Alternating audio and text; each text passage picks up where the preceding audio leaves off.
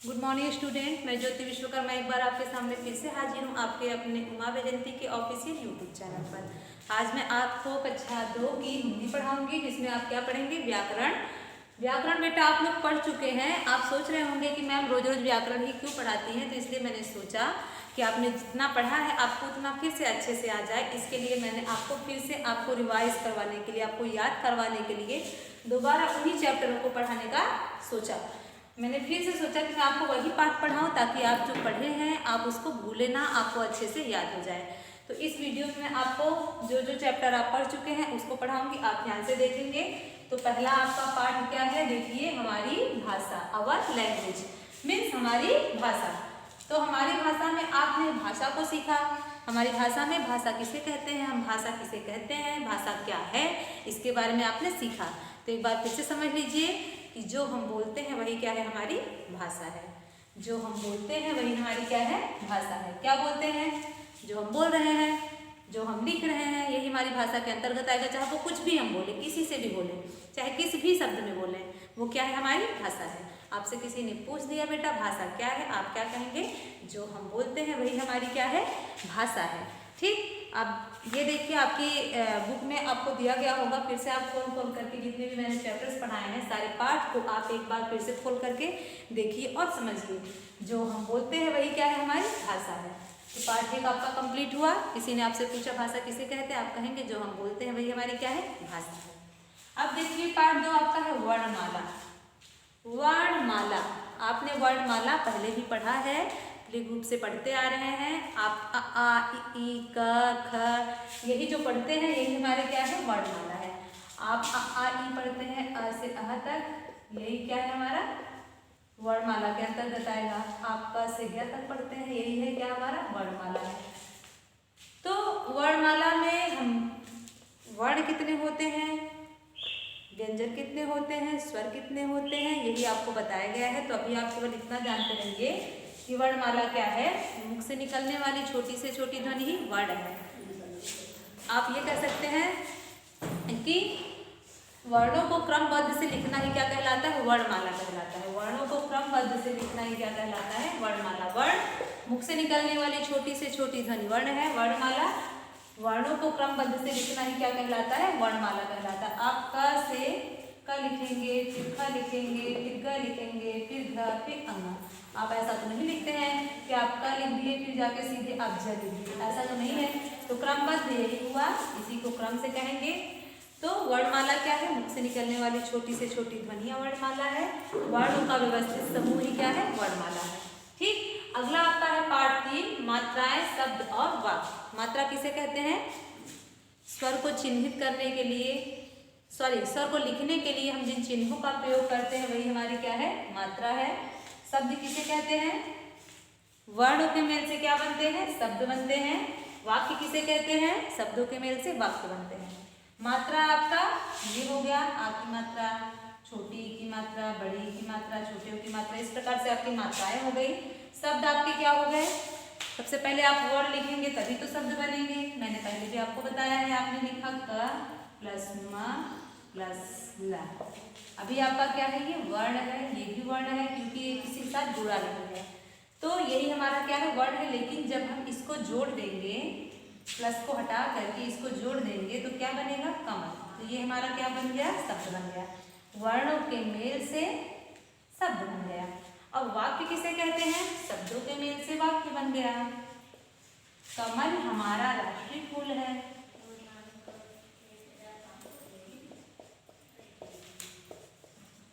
राष्ट्रीय फूल है, ये भी क्या है हमारा? ये वाक्य बन गया।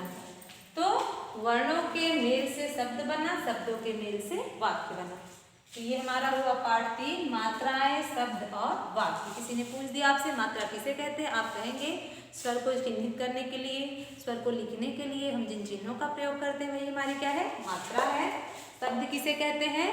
वर्णों के मेल से शब्द बनता है। वाक्य किसे कहते हैं? शब्दों के मेल से वाक्य बनता है। आपका ये पाठ 3 समाप्त हुआ। अब आप अगले पाठ में पढ़ेंगे संज्ञा, यानी कि नाउन। संज्ञा किसे कहते हैं? किसी भी व्यक्ति अब इसको यूज करना पड़ेगा मुझे आपको समझाने के लिए। देखिए, किसी भी व्यक्ति हो गया, वस्तु हो गया, प्राणी,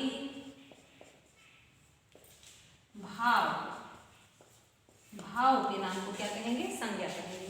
संज्ञा में व्यक्ति हो गया, वस्तु हो गया, प्राणी हो गया, भाव हो गया।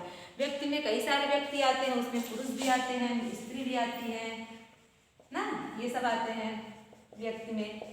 तो ये क्या है? आपके संज्ञा के अंतर्गत आएंगे, चाहे वो पुरुष हो चाहे वो स्त्री हो।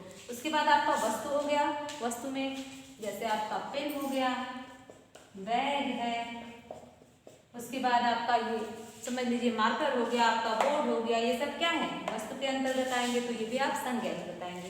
प्राणी में जैसे मनुष्य हो गया, पशु हो गए, पक्षी हो गए, ये भी आपके किसके अंतर्गत आएंगे? संज्ञा। मनुष्य हो गए, पशु पक्षी क्या है? आपके संज्ञा के अंतर्गत आएंगे। अब हो गया भाव। जो भाव निकलते हैं, जो विशेषता निकलती है, जैसे मैंने कह दिया काला, गोरा, सुंदर, ये सब क्या है? आपके भाव है। तो ये भी क्या है? हमारी संज्ञा के अंतर्गत आएगा। तो आपसे किसी ने पूछ दिया संज्ञा किसे कहते हैं? किसी भी व्यक्ति, वस्तु, प्राणी अथवा भाव के नाम को क्या कहेंगे? संज्ञा कहेंगे। अब आपका हो गया वचन, लिंग। पार्ट 5 आपने पढ़ा है लिंग। लिंग किसे कहते हैं? देखिए, जो शब्द हमें स्त्री और पुरुष जाति का बोध कराते हैं उसे क्या कहेंगे? लिंग कहेंगे। जो हमें स्त्री और पुरुष जाति का बोध कराते हैं उसे क्या कहेंगे? लिंग कहेंगे। ठीक, लिंग। जो शब्द हमें स्त्री और पुरुष जाति का बोध कराते हैं उसे क्या कहते हैं? लिंग कहते हैं। लिंग 2 प्रकार के होते हैं, पुल्लिंग और स्त्रीलिंग।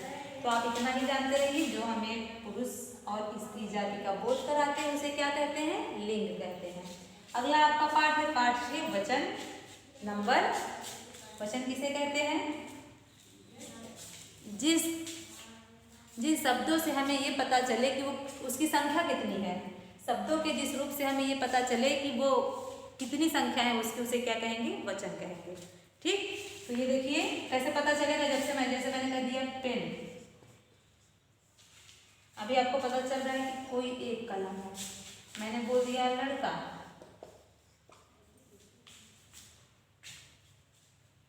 ये भी आपका क्या है? एक है। मैंने बोल दिया लड़के,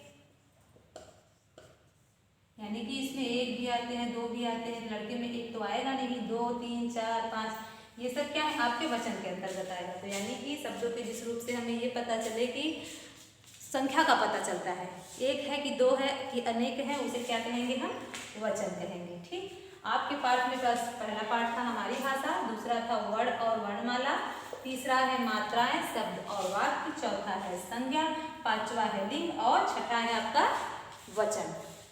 इतना तो मैंने पढ़ा दिया है, लेकिन इतना पढ़ने के लिए आपके पास बुक का होना जरूरी है। और अगर आपके पास बुक नहीं होगी बेटा तो आप अच्छे से पढ़ाई नहीं कर पाएंगे। पढ़ाई नहीं करेंगे तो आप जब भी विद्यालय खुलेगा आप आएंगे तो बहुत परेशान होंगे। आप झल्लाएंगे, सोचेंगे कि मैम इतना पढ़ा रही है, इतना पढ़ा दी है, तो कैसे हम इसको पूरा करें। तो इसके लिए बेटा आप बहुत ही देर वैसे भी हो चुकी है, जिसके पास बुक नहीं है वो आ करके दरोगा अंकल के पास से बुक ले लें, और जितने भी आपको पढ़ाए जाते हैं पाठ उन सबको आप पहले भर डालिए अच्छे से बुक में। उसके बाद आप उसकी फ़ोटो क्लिक करके ग्रुप में सेंड करिए, और आपका वो चेक होगा, उसी के बाद आप जा करके फेयर की कॉपी में लिखेंगे। अगर आपके पास बुक नहीं उपलब्ध है तो आप बुक जल्दी से जल्दी ले लीजिए, क्योंकि 15 अक्टूबर के बाद आपकी बुक जितनी भी है सारी वापस हो जाएगी। उसका वापसी का एक टाइम होता है, अगर आप नहीं लेंगे तो वो वापस चली जाएगी। फिर जब भी स्कूल खुलेगा आप आएंगे, आपके पास बुक नहीं रहेगी तो आपको पढ़ने में कठिनाई होगी। तो इसके लिए आपको बुक का लेना जरूरी है। अगला चैप्टर आपको पढ़ाया जाएगा, पाठ आपका जो 7 है 7 सर्वनाम। अगले पाठ में आपको सर्वनाम पढ़ाएंगे। तब तक आपको 1, 2, 3, 4 जो भी 6 चैप्टर जो भी मैंने पढ़ाया इसको अच्छे से पढ़िए, याद करिए, बुक ले लीजिए, घर पर रहिए, सुरक्षित रहिए। Bye, take care, thank you.